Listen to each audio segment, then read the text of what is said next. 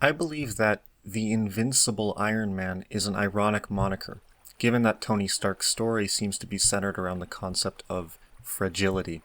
He is quite the opposite of invincible himself, and part of his drive to be a hero is his acknowledgement of how fragile human life is.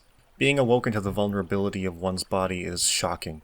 Tony Stark learned quite quickly how fragile his body is and is reminded of that fact each time he has to recharge his chest plate in order to sustain his heart. Coming to terms with how vulnerable you are leads to an understanding of how vulnerable everyone else is as well.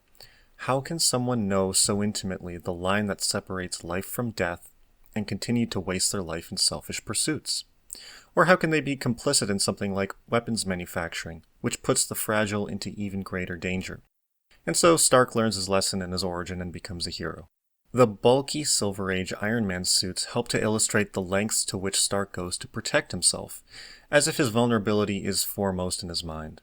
His continued bouts with alcoholism reinforce the idea of fragility, as his addiction is recurring, as if sobriety itself is a fragile thing to maintain. He builds iron-plated walls around himself to protect his fragile body, and his extended realization of the fragility of every life is what drove him to become a superhero that protects others. Though he may not be invincible, his understanding of vulnerability makes him a better protector than if he was removed from all suffering entirely.